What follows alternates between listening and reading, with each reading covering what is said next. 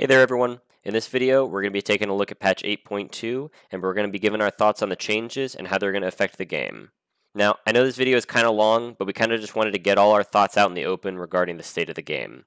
If you guys agreed or you thought everything we said was really dumb, be sure to let me know down in the comments section. Also be sure to follow me on Twitch at twitch.tv/raga_prince to see me complain about the game live. And with that little plug out of the way, let's get right into the patch notes.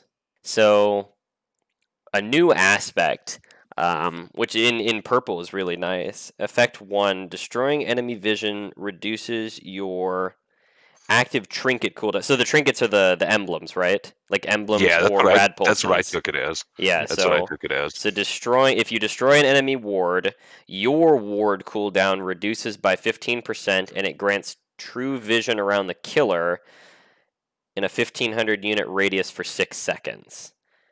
I mean, that kind of sounds like a support I was thinking aspect, honestly. That's kind of what I was thinking with it too. It's if you want a more aggressive, especially once we get to the next effect, like if you want more of an aggressive support, if you're playing a Decker or if you're playing anybody as support aggressively, I think that's a really good thing. Plus the true sight, that's kind of awesome, especially you got a Kalari sneaking up on you. Yeah. But you only get that true vision when you destroy an enemy ward. Right. And it only lasts for 6 seconds. So yeah, it's not a big thing, but it doesn't feel like benefit. Yeah, no, it is a little benefit, but it doesn't feel like I think the main benefit you're going to get out of that is the cooldown reduction on your wards.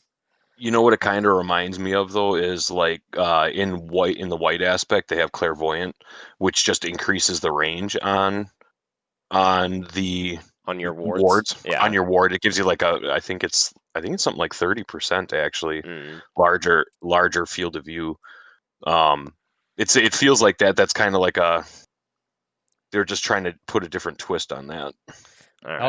It also feels a little bit like I'll just add my 2 cents in here. Yeah. I feel like it also they're trying to add aspects in to add to like solo play instead, like kind of giving people a reason or giving them an opportunity to play more on their own, like aggressor. Yeah. And this one now.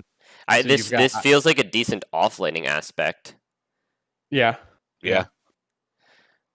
Unfortunately, an offlaner wouldn't really get a whole lot out of the first effect, but the second effect, for sure. But I feel like aggressor and opportunist could be run together in a really aggressive like counter jungler role. I still am like wary of going purple because I don't know what that does. Like when you allocate your favor into, huh? Right now, nothing, because there's no real like there's you for say like a counter jungler purple. I mean, the only one you're really going to get benefit out of is Jar of Hearts because you're not going to run Eldritch Flame. Oh yeah. Jungler, you know what I mean, unless because there's just not enough purple cards right now. Right, and I'm sure at some point that these new purple aspects will have like a role in the game, but until they add new cards, it's not really worth, in my opinion. Yeah. All right. Let's go into the next effect. Deal 5% additional damage to isolated heroes. So yeah, that was what you guys were talking about with the offlane thing. I didn't even read it yet. Isolated means an enemy hero has none of their ally heroes within 2,000 units. So, yeah, that'd be great for offlane. It really would be great for offlane. If you think about it, though, comparing it to like Hunter. Is it really is it better than Hunter in offlane? Like what was Hunter again? Is it Hunter? Hunter's the red aspect that gives you health on minion kill. Is it? Does it not give bonus damage? Which is the one that gives like bonus crit damage? Oh, the additional. For King. Wait, no, that's Ace. Ace. Yeah, Ace. Yep. So Ace was. You guys were talking about Ace, right? The 5% increased basic attack damage, and then the 30% additional crit damage. Yes. Yep. So, like, honestly, you'd be getting 2 effects instead of 1 for this one, basically. Offlane. So and if you think about it too, with that 5% additional, like you can, it's basically like a walking ward. Additional crit though, like. Not sure. But like when you see damage drop though, you know somebody's close.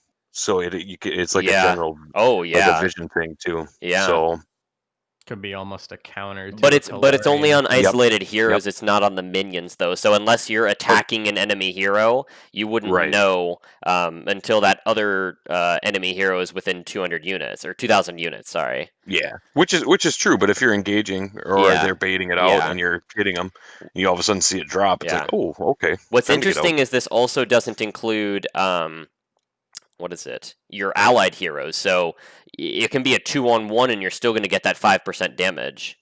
Mm-hmm. Interesting. Yeah. So the Learn tab, this is what we want to talk about the most, really. We're going to breeze through these bugs fixes, and then we're going to go straight into the Learn tab. But basically, the Learn tab, now available in the main menu to view all hero-specific abilities without having to be on the website or in a match. This is really good. I really like this change. They really needed something like this in the game for new players to read their hero's abilities without having to be in a match or without having to be on the website. This was incredibly necessary. Definitely a step in the right direction at bringing in and maintaining new or returning players. We still need some kind of tutorial system. Definitely. Yeah. But this is a big step in the right direction. Yeah. So people you don't have to leave the game to figure out how to play the game. Yeah, and it also says that it's going to include items sometime next week. So that'll be nice as well. So it'll include all of the cards, which will be nice. That's, again, great step forward. Yeah, great. Hopefully this is like meaning that they're trying to fix the onboarding. They're trying to add some sort of bot system, some sort of playground, some sort of sandbox type thing where you can just go into a game, test out a card, see how it works, I would hope so, because that's one thing that people have been wanting for, I think most people have probably given up on by now, but the bot system, being able to learn. Oh, yeah. Right. I know it was really big more towards the beginning, and I remember thinking it myself too. I was like, man, it would be really nice to just be able to test out different builds, see how stuff works. Yeah. How it interacts. And bringing in new players, like just letting them explore the map, figure out how to lane. I mean, you know what I mean? Like nobody wants to go into a game and just get started and get wrecked. I can't remember if they ever released like even just Paragon, for example, they said a significant amount of the player base actually only played bot matches. Mm-hmm. So like it's a good way to bring people in, keep people in. If they don't feel comfortable doing PvP yet, go ahead and beat up some bots. Exactly. Yeah, because you still get the quite a lot of the enjoyment out of playing the game. It almost just feels like a battle brawler, but it just feels like you're fighting against like monsters basically instead of people. Yep.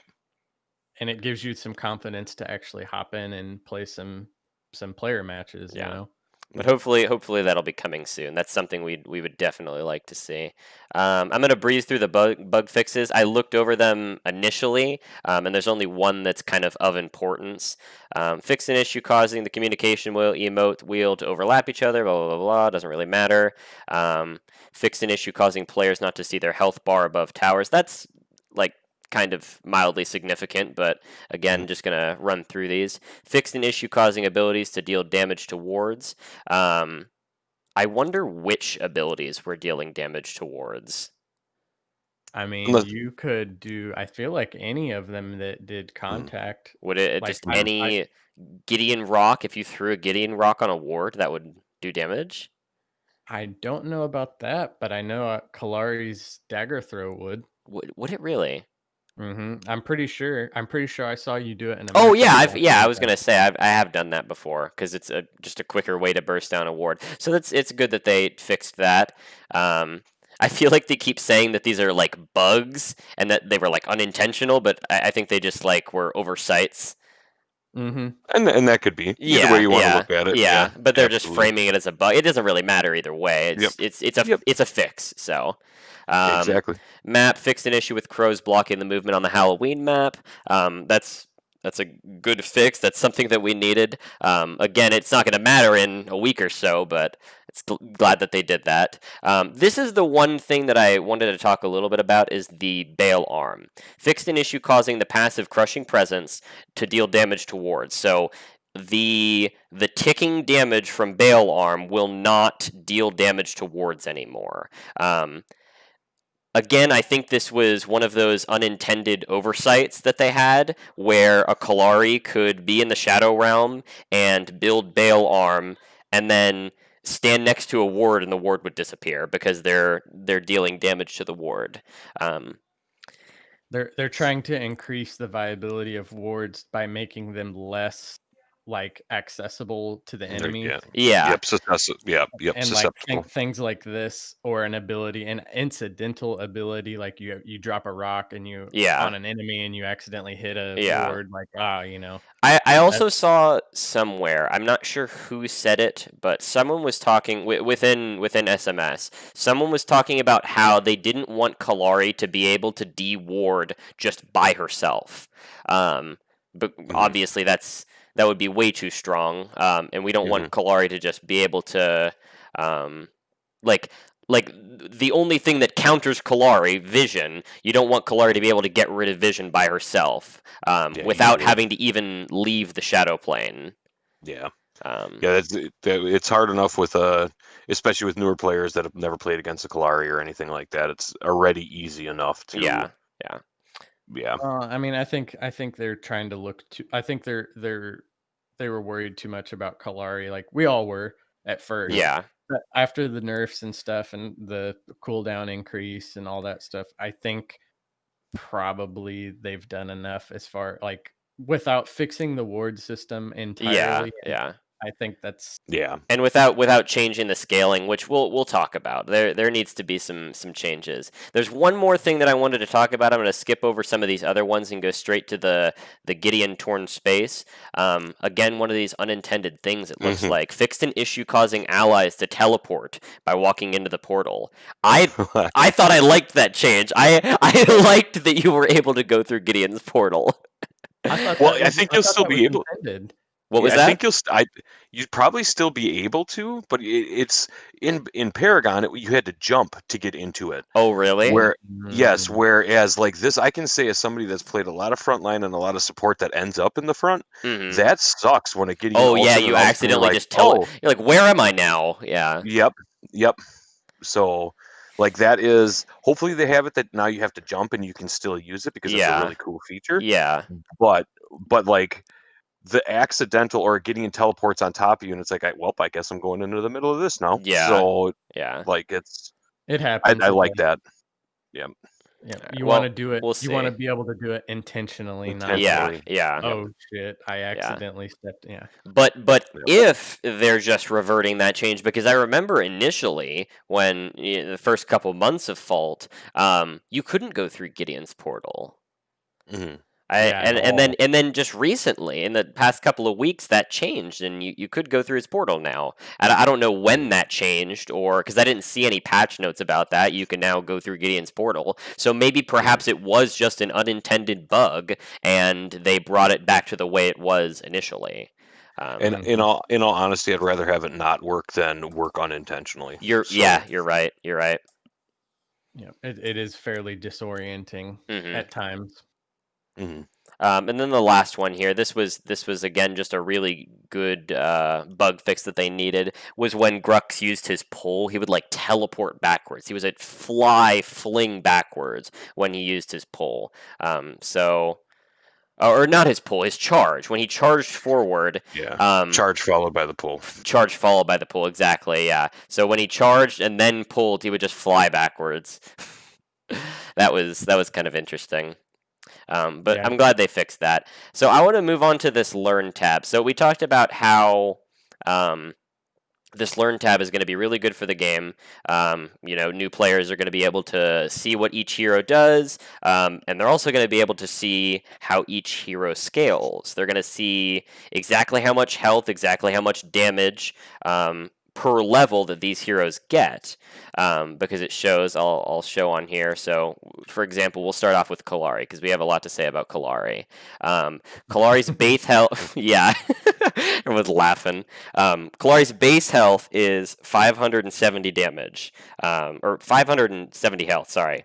And she gets 86 health per level. As opposed to, who else were we looking at? What were some of the tankier heroes that we were looking at? Well, let's start with... Do you want to start with the ones that don't make sense or the ones that do make sense? No, I mean, because there really aren't that many that make sense. But let's go with Sevarog. Sevarog was the one that was really like the difference between Sevarog and the difference between Kallari is really stark. Sevarog's base health, as it shows here in the game, this is put out by Strange Matter. Sevarog's base health, so he starts out the game with 545 health. Per level, he gets 73 health. This is not including his passive stacks. This is just how he scales throughout the game. Kallari not only starts out with more health, she gets way more per level than Sevarog does. And this is the weirdest thing. I don't even know how to... It's weird. I don't understand why the assassin, the inherently squishy hero, gets more health and starts out with more health than what should be one of the tankiest heroes in the game. Yeah, and we kind of talked about how the kits kind of like... it seems like they're trying to do like the numbers and then the kits, or rather they're trying to do the kits first and then the numbers. It seems like to me like they're trying to compensate for the kits. So like they're saying, okay, Sevarog's got this passive, okay, Sevarog's got all of this utility, he's got all this CC, and people are going to typically build tank on Sevarog because he's a tank hero. You would think that people would build tank on Sevarog, but so they're taking those ideas and they're compensating for that by making Sevarog an inherently untanky hero. It seems really back-asswards. It seems like it's counterproductive almost. Yeah. And in theory, if you take just these numbers and throw everything else aside, like just based off of numbers, Sevarog with full tank build and Kallari with a mirrored tank build, Kallari would be a better tank than Sevarog. Exactly. Yeah. Like I was saying, because I had previously made a post on Reddit talking about the Kallari nerf and talking about how we need certain certain kinds of damage scaling in the game, and what I saw is that Sparrow, if you look at just the base stats, Sparrow is like inherently less of a carry than Muriel. It's weird how these heroes scale. Yeah, and it's especially like you look at a Kallari that is building tank, and you look at a Muriel that's building damage. At that point you've lost any kind of role identity that the game had. Yeah, it doesn't. I mean, it doesn't feel like there's role identity. No, it's there's just kit differences. It's which one is, and I'm not. That could be a design philosophy that they're going for, but it leads to situations where, like, as a guy that plays support all the time, Muriel to me isn't a support. Like, if you're going to play a Muriel, you better build damage. Yeah. All of that kind of stuff, because she's kind of lost her main purpose, which then feels out of place for her kit that she has, because it just puts heroes and roles in a weird spot, and I'd feel that's why support in particular is in such a rough patch and rough place right now. And carries feel really bad as well, because carries don't feel like they can carry, because Kallari not only does the same damage or more than all of the carries, and she has better scaling, or more damage per level.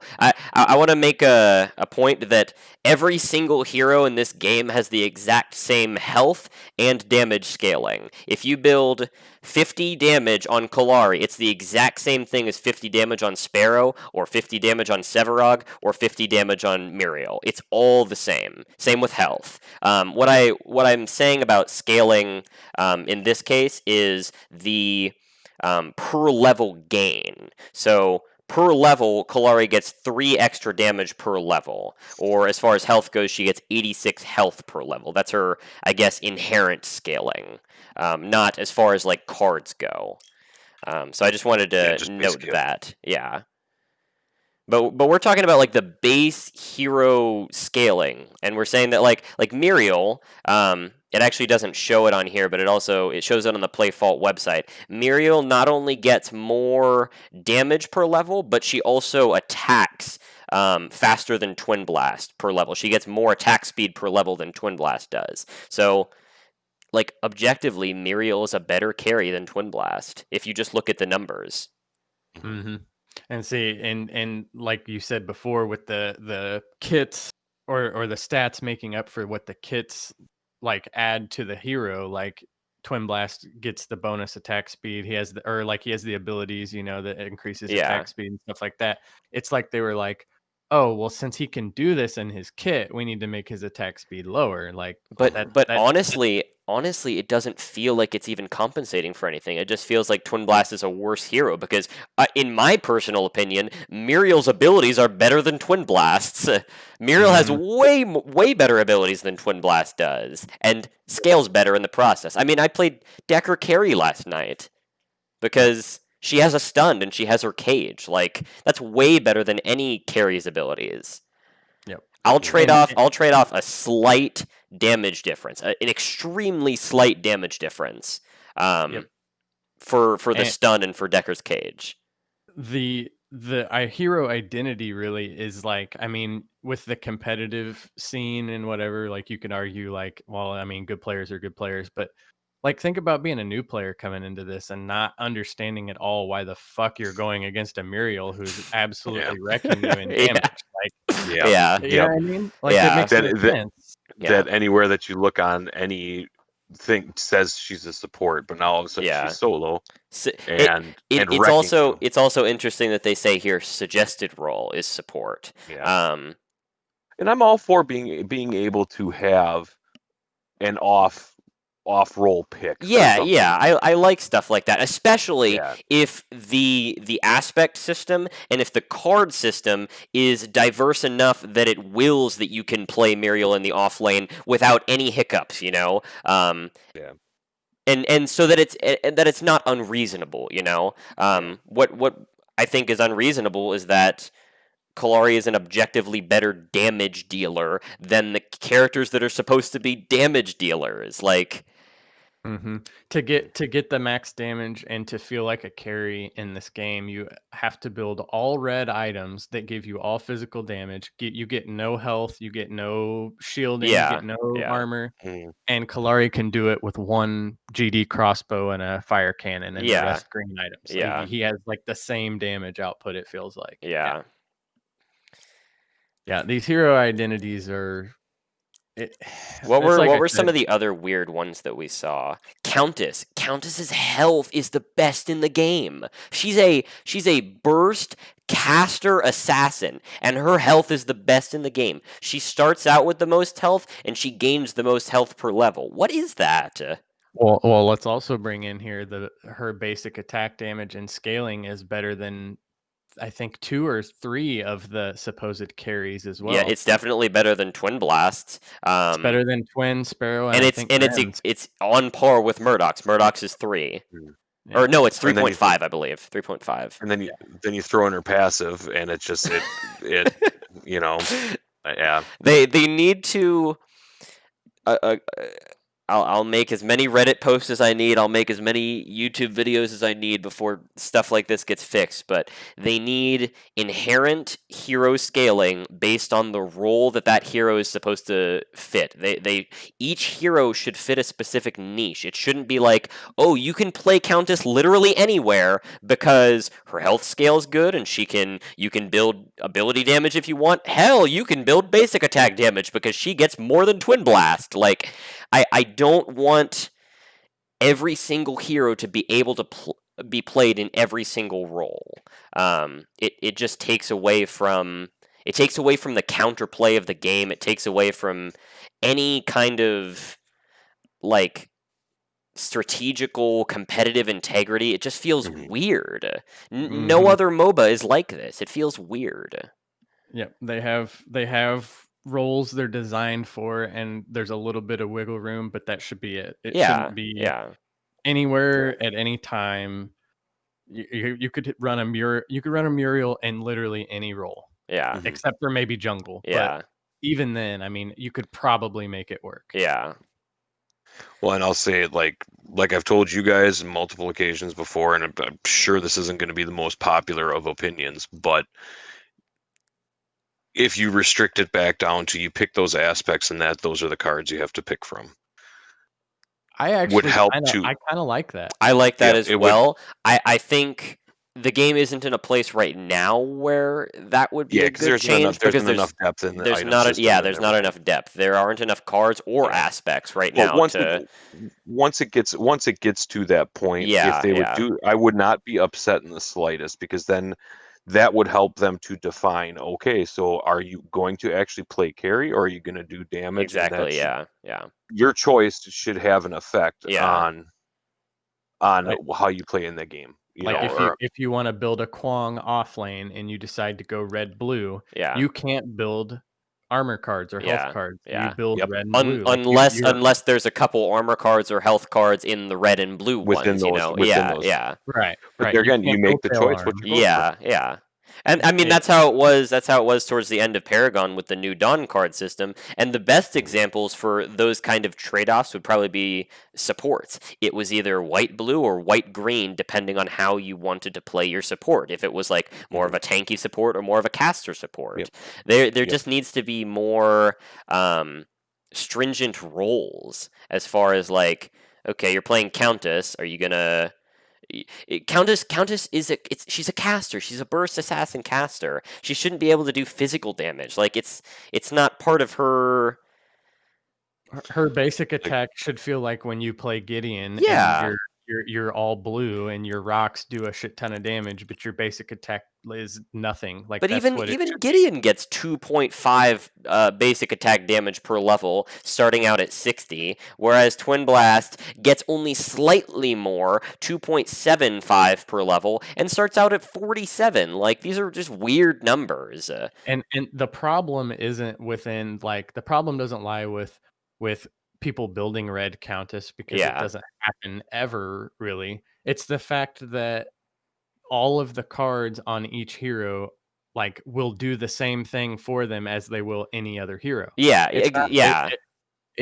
the fact that if you built a carry build on Countess, her basic attack damage would increase the exact same amount as it would on a Murdoch. Yeah, that's what I was talking about with the inherent individual hero scaling. So there needs to be scaling based on what you build in your cards. So that Kalari, if you build 50 damage, like a card that gives you 50 physical damage, Kalari should get most of that damage. Kalari's basic attack, she's an assassin, so she should be dealing that basic attack damage.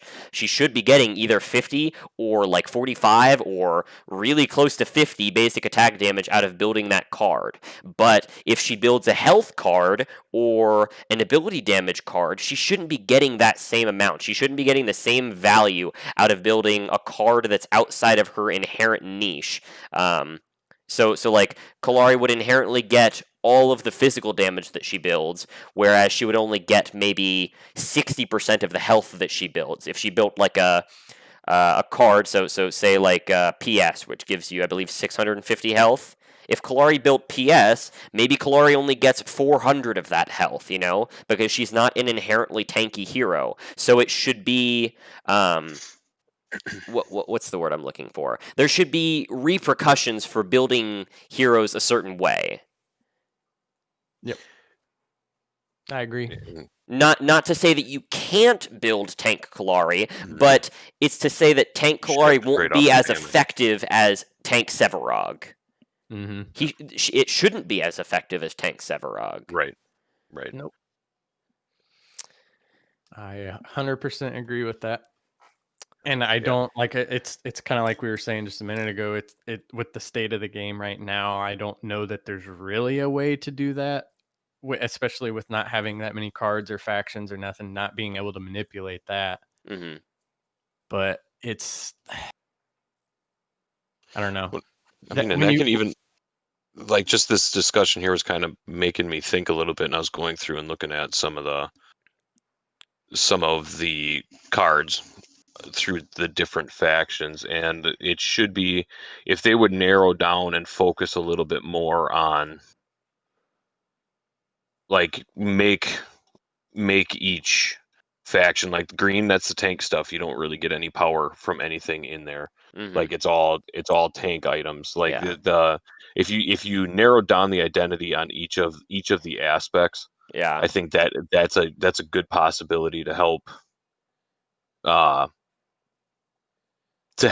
least stop that from happening. Because if you want, there shouldn't be the dual benefit in my opinion with it, just because it's one of those, like, you need like a lot of this is like mostly like an RPG or MMO kind of philosophy, but there's always the triangle of, like, for balance, like an ADC should be able to take out, like, a mage or a caster.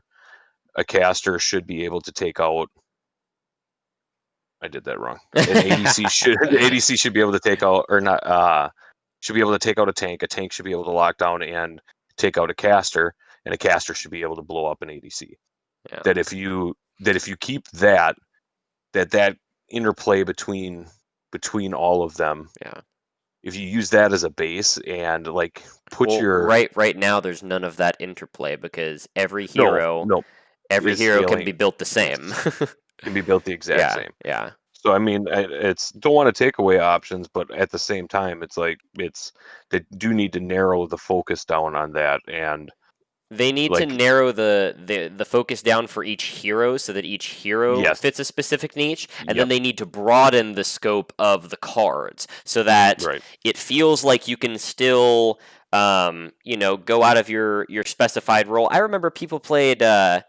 I hated this. I hated that people raved about this and played it and thought that it was good. But support Gideon. I don't know why everyone played support Gideon back in Paragon, but like in Paragon, it was punished because if you built, like, support cards as Gideon, you weren't getting the full value of what Gideon could be. Yeah, and I know I played my fair share of support Bellica. And what I would always end up doing is I'd still build her as a mage. It would just take me longer to get there. Yeah. But that's our soapbox. Yep. That's kind of something we've been talking about for a while, and trying to come up with the best possible, at least give out some ideas, throw out some ideas that could help. And I think Dunner's is probably, like, the most plausible right now as far as, like, the system they have in place with the favor and factions and stuff like that. Well, because I think I like the aspects, and I like the favor system, and I like that infinite scaling that it brings, because it's a good way, if you can punish people if you get ahead, stay ahead, and are all playing them. It's a good way to be able to finish off a game. I enjoy the system. It's a snowball mechanism. Exactly. And I think that there's absolutely nothing wrong with that. But it's one of those, the way it's sitting right now, with as broad as it can be, and with the scaling being what it is, it's just too it's too much when everybody can be anything. Yeah. Yeah. So there's no real separation Nope. between it. It's the heroes. The best example for what you guys are talking about is the what's it called? The carries. They don't feel differentiated in any sense. They all feel pretty much the same because, well, there's really no difference in their abilities other than Murdoch's ult, and that's why Murdoch is at the forefront of the carries, is because he has that global ult. But other than that, they all just feel like pew pew, like they all. Well, and that also goes back to, if you have individual scaling, you can make it so that Sparrow scales super hard into the late game, so that if you let her go later, Yeah. she can blow people up. But the way Yeah. it stands right now, it doesn't work that way. Yeah. No, it's all about literally just there's no specific scaling. It's just a matter of, do you get ahead of your opponent? Yep. Yeah. Do you get more farm than your opponent? Do you get more kills than your opponent? There's no like, oh well, if I can get to late game, or there, like there's no identity amongst the carries and all that, like we said before. Yeah. I mean, like I think that's Twinblash, the best word for it, is identity. There doesn't feel like there's any identity among any of the heroes. mhm. It just feels like kit differences, like you said. Yep. Yep. If they have a stun, they're a viable like option in a lot of places. Yeah. Mhm. Like really, you're talking about at this point, and let's be honest, in the state of the game, you're talking about like what heroes will fit best for a team fight in a single lane, Yeah. rather than what hero will fit this specific lane or this specific role. Exactly.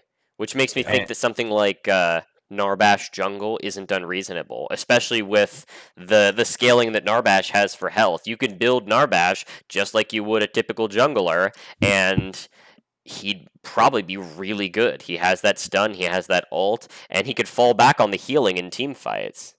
And not to mention, he has the highest base attack damage and scaling amongst the heroes. Yeah, his DPS is affected by his attack speed, though. I think he's one of the slower attacking. Yeah, he probably is, but it doesn't matter because there's no scaling on each hero, so you can just build attack speed cards and compensate for it. Yeah, and that's kind of what we're talking about here, is like, I mean, steel jungle, probably like steel jungle in a perfect world, I don't think is the best option. But right now, with the state of this game, he's one of the best options, if not the best option, because he's literal lockdown. Yeah. And like I mean, they have the suggested role for him as support. Like, I mean, should a support also be able to jungle? Like, does it make sense for that? Yeah. You know what I mean? Just because he has stuns, because he excels well at the front line of a team fight. Yeah. I don't know. Because then if you're making those roles as vague as, can you put out damage? Then you must be a carry. Can you frontline? Then you must be a tank or a support. Like, if we're making the roles that vague, then anything can be anything, Yeah, and especially when it comes back to, again, building Balearm, PS, U-Mantle, all those cards on any hero does the exact same thing. Well, then, yeah, any one of them can be a frontliner, because they get the same exact advantage out of all those cards. Yeah. So then it comes down to kit. Yep. But yeah, we're really beating the dead horse here. We're gonna hop absolutely off the soapbox. Yep. I'd really love to know what everyone thinks about this. I'm gonna try to share this around as much as possible. Get this in the hands of some of the people that can do something about it, and we'd really love to see some of these changes made. But I'd love to hear what you guys have to think about this. I'm also going to put that Reddit post that I made down in the description. And yeah, share your thoughts for sure. We want to have good, constructive discussions. We want to try to improve this game. We care a lot about this game, just as all the developers do, all of the other content creators. We care a lot about this game, and we just want to see it succeed. So we want constructive criticism. We want to try to make this game what we all know it can be. But yeah, thanks for watching. See y'all later, everybody.